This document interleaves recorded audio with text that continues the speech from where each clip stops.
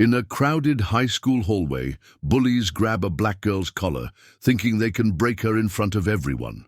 What she does next will leave you stunned, inspired, and cheering for her unstoppable courage. This gripping script, packed with shocking twists and raw emotion, will keep you hooked until the very end.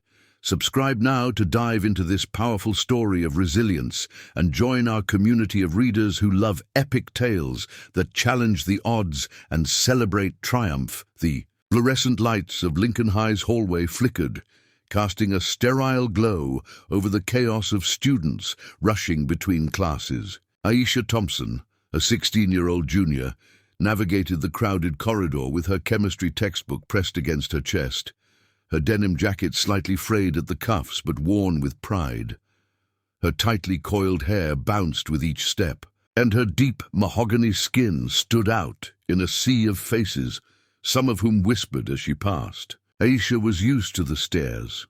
She'd been the new girl at this Chicago suburban school since her family moved here 2 years ago, and she'd learned to carry herself with a quiet confidence that her grandmother, a civil rights activist who'd marched in Selma, had instilled in her. "Never let them dim your light," Grandma Rose would say, her voice a steady anchor in Aisha's mind. Today, though, that light was about to be tested. Aisha was halfway to her locker when she felt a sharp tug at her collar, yanking her backward. Her books slipped from her arms, hitting the floor with a dull thud that echoed in the suddenly quiet hallway. Laughter erupted, sharp and cruel, as Aisha spun around to face her tormentors. Courtney Daniels, the undisputed queen bee of Lincoln, stood there, her manicured fingers still gripping Aisha's jacket. Courtney's blonde hair was perfectly styled, her designer outfit a stark contrast to Aisha's thrift store finds. Flanking her were Jake, a hulking football player with a smirk that matched his arrogance, and Mia, a petite girl whose loyalty to Courtney was matched only by her vicious tongue. "What's the rush, Aisha?" Courtney sneered, her voice dripping with mockery. "Trying to get to the library to read about, what, Black history again?" The crowd around them snickered, phones already out, capturing every second of Aisha's humiliation. Aisha's heart pounded, her pulse a drumbeat in her ears. She'd endured Courtney's taunts before, snide comments about her hair, her clothes, her attitude. But this was different.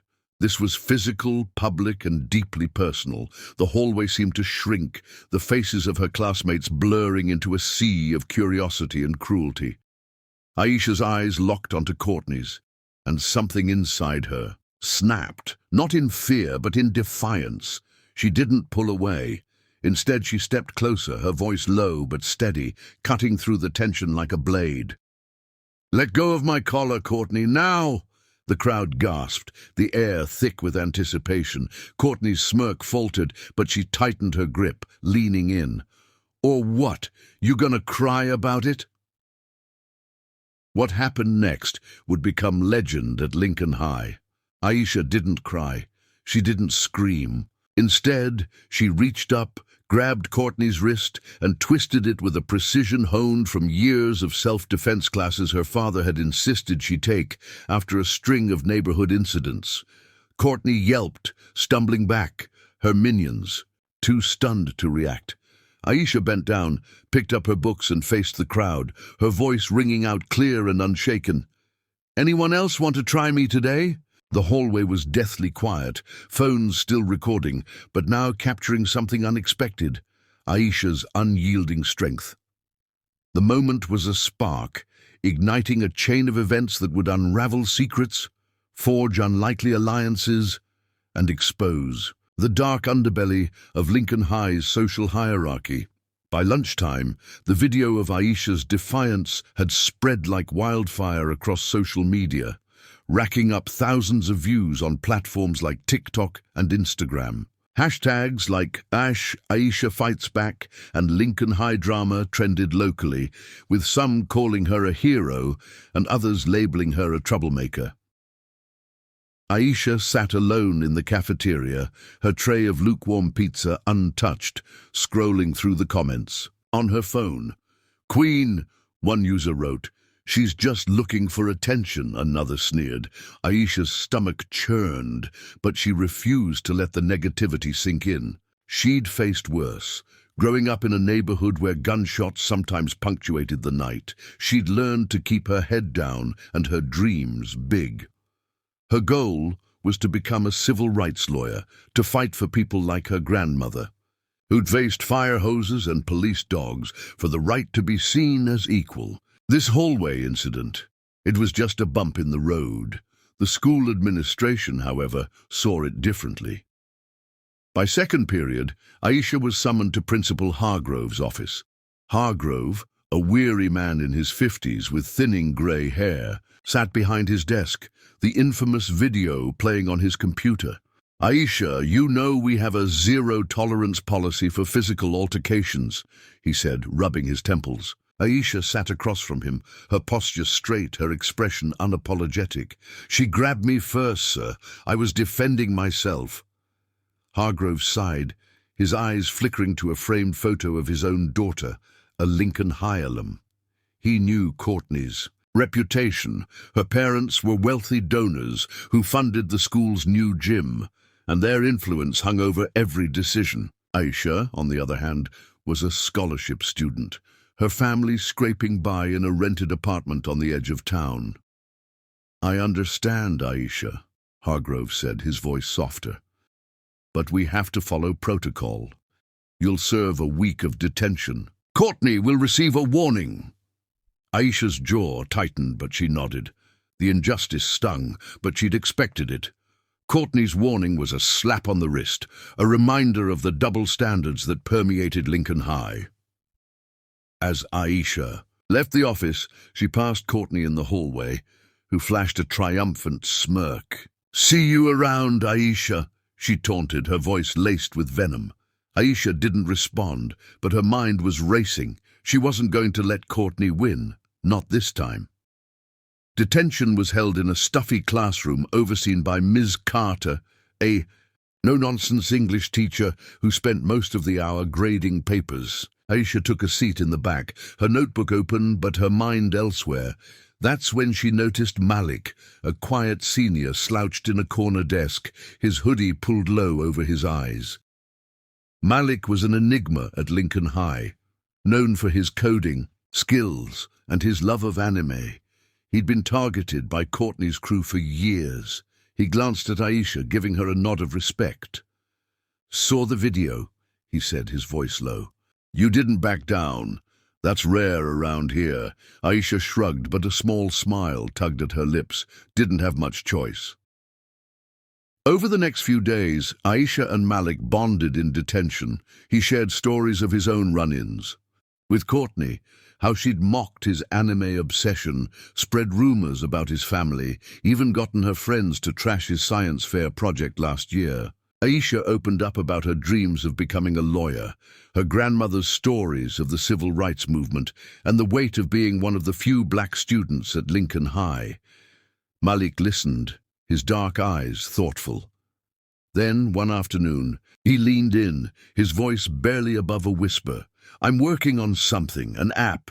It's for kids like us, ones who get pushed around and don't have a voice. You in?" Aisha's curiosity piqued. "What kind of app?" Malik grinned, pulling out his laptop. "It's called SpeakOut, anonymous, secure, and it's going to shake things up." This was the first major twist in Aisha's journey.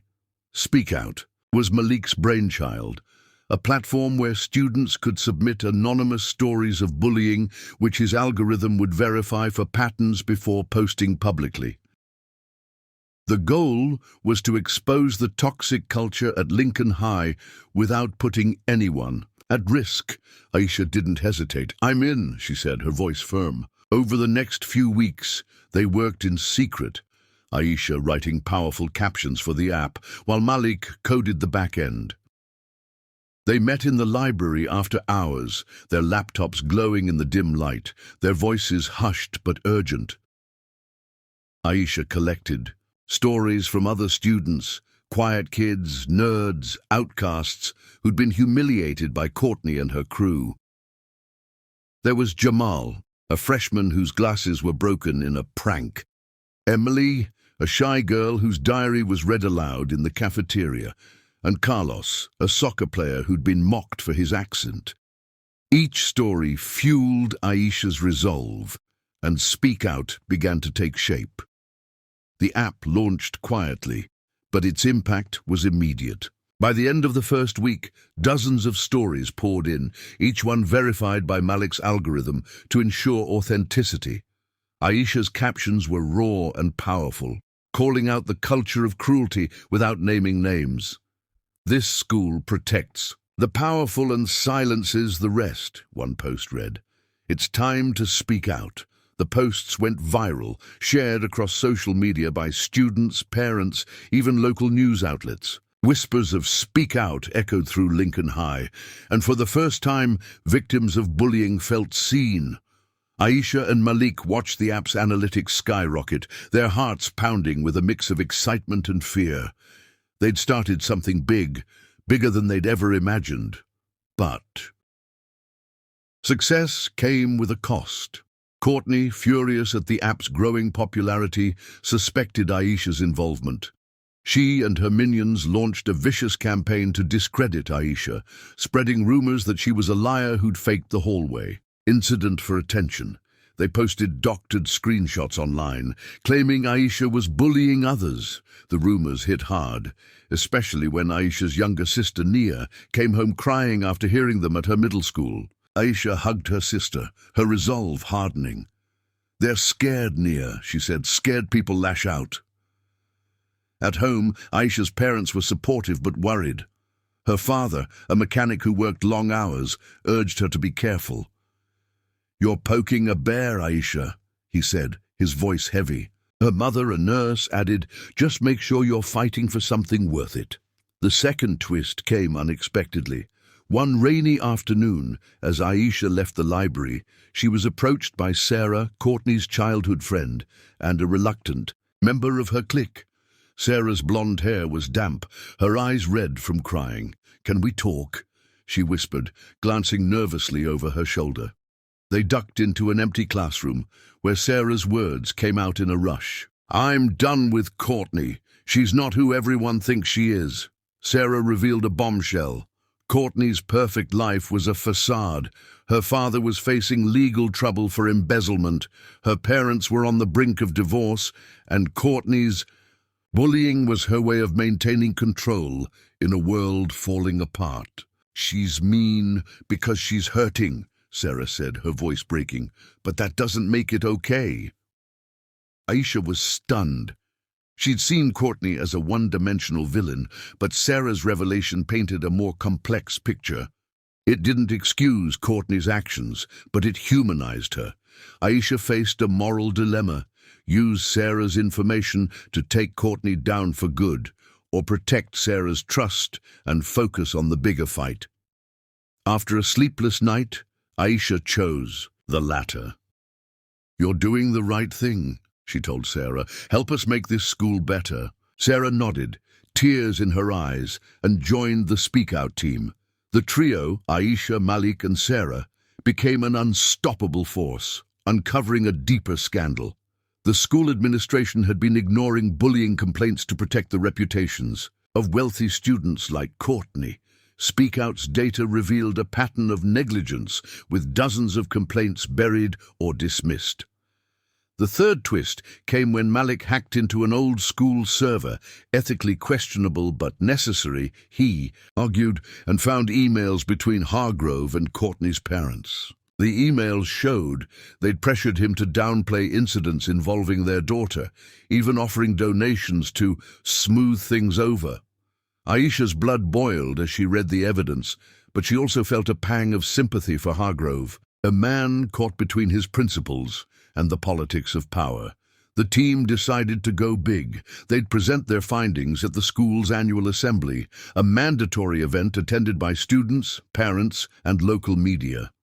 It was a risky move, but Aisha was done playing small. The weeks leading up to the assembly were a whirlwind. Aisha, Malik, and Sarah worked around the clock, refining their presentation and gathering more stories. Aisha's grandmother, now frail but fierce, became their biggest cheerleader.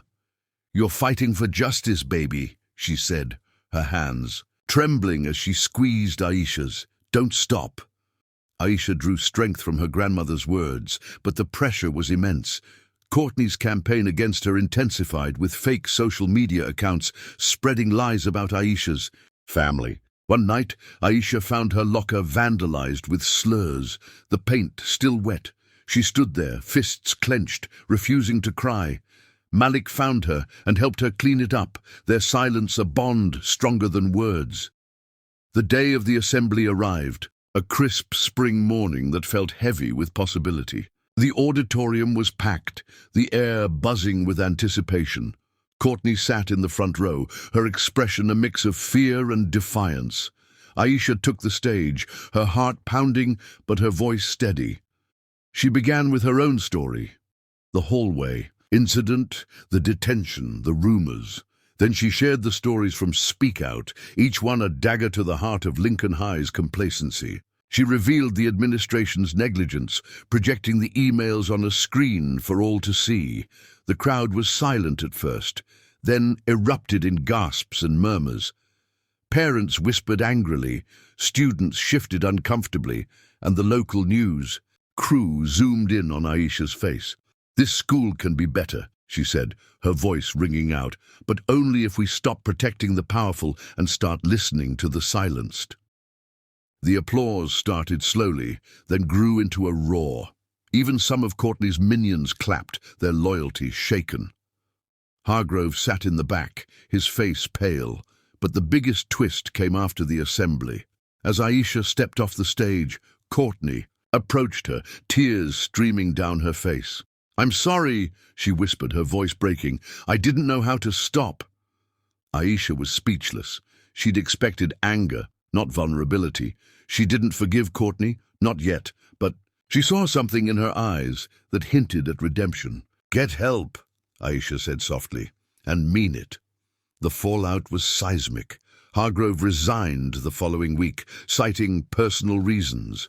An investigation into the school's practices led to new anti-bullying policies and mandatory training for staff. SpeakOut became a national model, with Aisha and Malik invited to speak at conferences across the country. Sarah found her own voice, breaking free from Courtney's shadow and starting a peer mentorship program. Courtney, to her credit, began therapy, grappling with her own demons. Aisha, now a senior, continued her journey toward becoming a lawyer, her resolve stronger than ever. The hallway incident, once a moment of humiliation, became the spark that ignited a revolution. Aisha's story spread beyond Lincoln High, inspiring students in other schools to speak out. Her grandmother, who lived to see the assembly, passed away that summer, but not before telling Aisha she was proud. "You're my legacy," she said, her voice weak but warm. Aisha carried those words with her, a reminder that courage could change everything.